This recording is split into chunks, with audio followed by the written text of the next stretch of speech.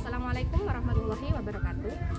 Halo, perkenalkan nama saya Siti Nafiroh, nomor induk mahasiswa 858948896. Di sini saya akan melakukan tugas mata kuliah praktikum IPA DSD, modul 3 makanan, kegiatan praktikum 2 uji makanan. Adapun tujuan dalam praktikum ini adalah mengidentifikasi bahan-bahan makanan yang mengandung karbohidrat, protein, dan lemak. Bahan makanan untuk menguji karbohidrat ada tahu putih, terigu, telur rebus, nasi, apel, pisang, margarin, kentang, gula, dan biskuit. Sebagai penguji kandungan, kita menggunakan betadin.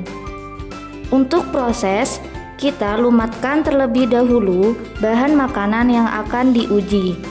Setelah selesai dilumatkan, kita beri 3 tetes betadin ke masing-masing bahan makanan. Untuk yang pertama, pisang, apel, nasi,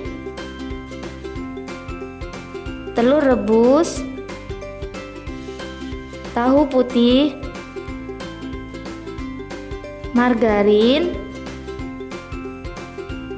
biskuit, tepung terigu, gula pasir, dan yang terakhir kentang. Jika warna makanan berubah menjadi ungu, dapat dipastikan mengandung karbohidrat. Bahan makanan yang berubah warna yaitu nasi, biskuit, tepung terigu, dan kentang. Jadi, dapat dipastikan bahwa keempat makanan tersebut mengandung karbohidrat. Selanjutnya, kita akan melakukan uji lemak pada beberapa bahan makanan yang digunakan, yaitu singkong, kacang, wortel, pepaya, air, biji jagung, santan, seledri, margarin, minyak goreng, kemiri, susu. Sebelum mulai, kita siapkan kertas coklat berukuran 10 x 10 cm sebanyak 12 lembar. Langkah pertama, teteskan minyak menggunakan pipet ke salah satu kertas coklat. Lalu, lakukan hal yang sama pada air sebagai pembanding. Untuk kemiri, gosokkan sedikit bagian kemiri ke permukaan kertas coklat. Untuk margarin, ambil sedikit margarin, letakkan di kertas, lalu ratakan dengan lembut. Kemudian, untuk bahan seperti singkong, kacang, wortel, pepaya, biji jagung, dan seledri, cukup dioleskan atau digosokkan perlahan di atas kertas coklat. Sedangkan untuk santan dan susu, kita teteskan beberapa tetes langsung ke kertas coklat. Setelah semua bahan ditempatkan, tunggu selama kurang lebih 10 menit agar hasilnya terlihat.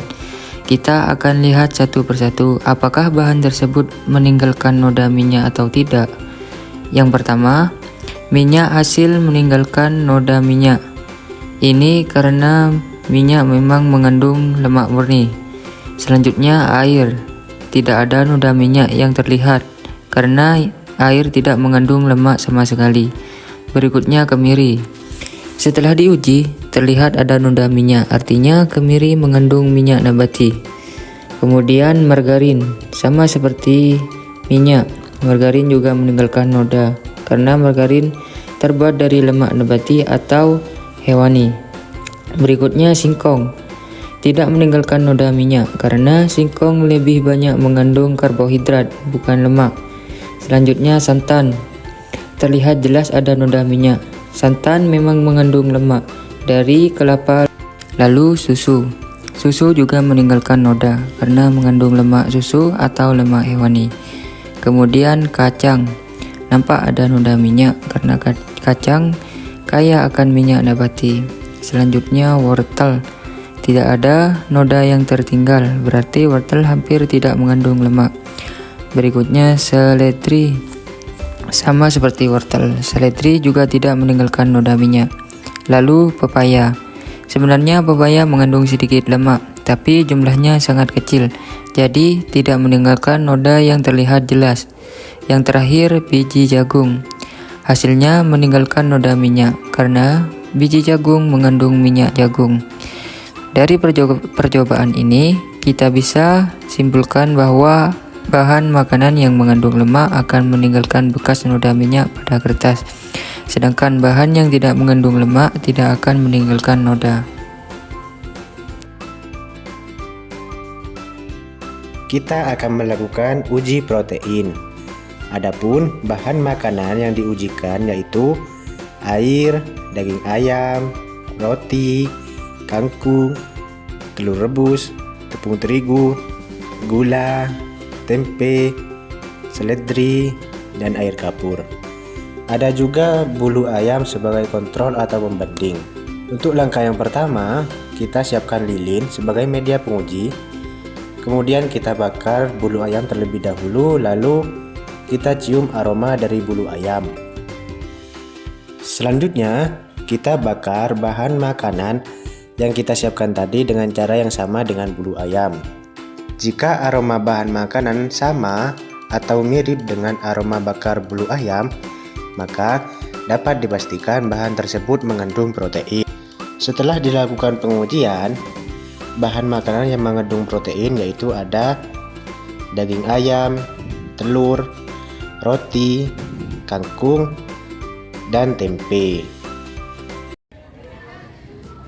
Adapun hasil pengamatan dalam praktikum ini, bahan-bahan makanan yang mengandung karbohidrat adalah nasi, biskuit, tepung terigu, dan kentang. Bahan-bahan makanan yang mengandung lemak adalah minyak, kemiri, margarin, santan, susu, kacang tanah, pepaya, dan biji jagung. Sedangkan bahan-bahan makanan yang mengandung protein adalah daging ayam, telur, roti, kangkung, tempe, dan bulu ayam sebagai kontrolnya. Jadi, kesimpulan dalam praktikum ini adalah kita dapat mengetahui bahan-bahan makanan yang mengandung karbohidrat, lemak, dan protein. Demikian video kali ini, semoga bermanfaat. Terima kasih. Wassalamualaikum warahmatullahi wabarakatuh.